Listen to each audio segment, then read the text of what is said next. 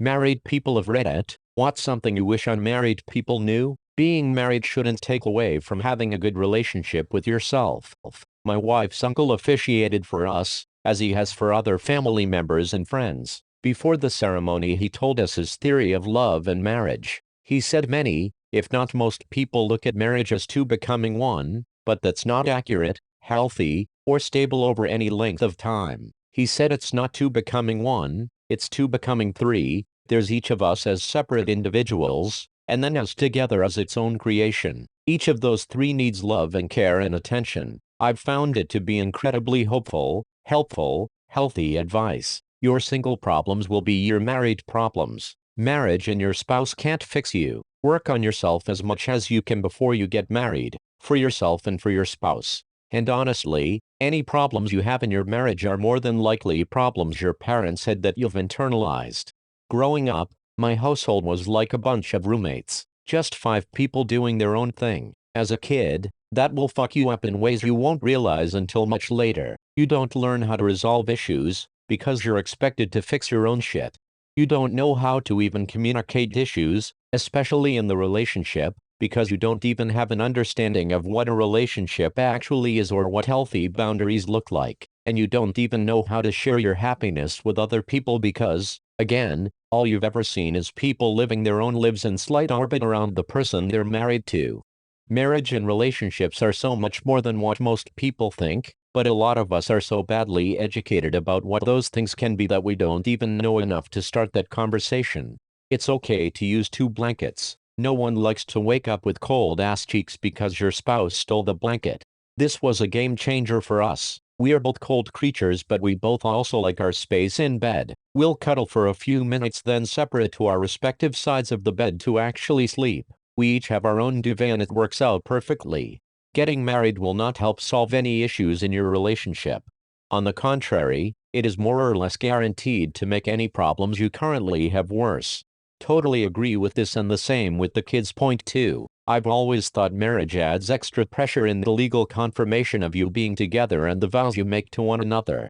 Children just add an extra layer of pressure where you have less time to devote to one another, so any cracks that were in the relationship before will get blown into massive fissures which can be fixed. However, if the relationship needed saving before the kids, it is not going to last when that kids comes along, I don't think.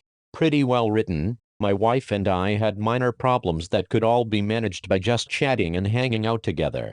We made each other happy enough just by being together that the minor stuff wouldn't even be an issue, so when we had a kid, which has been largely awesome, and our time together got turned into time for our daughter, we started to fight a lot more. Make time for mom and dad dates without the kid. For the good of you both, you need some time to just hang out and love each other. The wedding is just one day and does not fix any issues. It goes back to the exact same relationship afterwards. And if you're lucky, that's a good thing. Yes, people always told me not to get married because it changes your whole relationship. But it changed nothing for my husband and I. Just got some really good pics together and that's about it. Lol. We got the everything changes after you get married stuff too. But it didn't change for us or our relationship. Instead, how everyone else treated us changed, because we were now a traditionally understood social unit, and that meant everyone could start using stereotypes, old ball and chain, and asking questions that are none of their business. When are you finally going to give him a baby? You can't be a family without kids. And just generally acting like life is a sitcom plot with stock situations. Don't you have to go home and fix dinner for your husband? Wait, your husband is fixing dinner? How'd you pussy whip him into that? Literally the only thing most people would talk to us about was being married, having kids, and being married with kids. No one asked me what I did anymore, they asked me what my husband did. Common values matter way more than common interests. This is a really great way to say this. Just think of any interest you have, you attain that interest over time. You and your partner will each take on some of the other's interests over time, and some will stay your own, and you'll find others ADH the intersection of your interest neither of you might have tried alone. Relationship where GF and I liked all the same shit, didn't have same values, fought constantly. Relationship where GF and I liked none of the same shit, had 90% similar values, best conversations ever, showed each other cool stuff, found new amazing things neither of us would have thought of alone. Yes, my husband is big into video games, but I didn't play much before him. He has introduced me to a few that I love. I really enjoy asking him about his games and what he's playing now and hearing him talk about all the wacky stuff they do and what's fun about it, or not fun about it. And sometimes, I hear about a game that sounds fun to me, too, and I try it out. I am a huge sports fan, but he just never was very interested in sports. I introduced him to football and showed him why it's a great nerd sport and a lot of fun to watch. Then later, baseball, thanks, pandemic. Now, we watch sports together and play games side by side a lot. But when we met, we had neither of these things in common. But we have similar thought processes and we like things for similar reasons. So once introduced to the things, we found common ground. A gracious heartfelt apology goes a long way. Adding on to this, make sure to be accepting of heartfelt apologies as well. Grudges are never good in relationships. Learn to forgive your partner, especially when they've gone to the effort of apologizing and trying to be better. Adding more to that, when someone admits they're wrong, do not rub it in their face. That's exactly why no one will admit they're wrong. Pride destroys everything.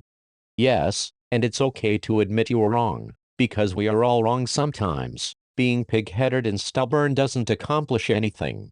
Compromise is not a sign of weakness. It is done out of respect for your spouse. Also, not everything requires compromise. Sometimes the answer is, you both do your own thing separately. Think about what the impact a decision has on you and your partner before going immediately into negotiations. People forget that you can try one thing then the other later. A lot of choices in life aren't mutually exclusive. Yeah, my wife is very approval-seeking, but for reversible decisions with a low impact I struggle not to just say, I don't care, do what you feel. One of the ways she needs respect in the relationship is to feel like the things she brings to me aren't frivolous and unimportant, so I've become really good at asking her what she thinks and then saying that sounds good to me without sounding dismissive. All part of the service. You don't have to argue or fight. You're different people and it's okay to not agree on everything. It would be weird if you did. I see a lot of people fighting because they're always trying to get the other person to come around to their point of view. Accept that you're different and have fun together. In addition to loving each other, you should like each other. Edit. Seriously amazed by how this has blown up. I've actually made these same points at other times on different subreddits and it hasn't always been so positively received. Thank you.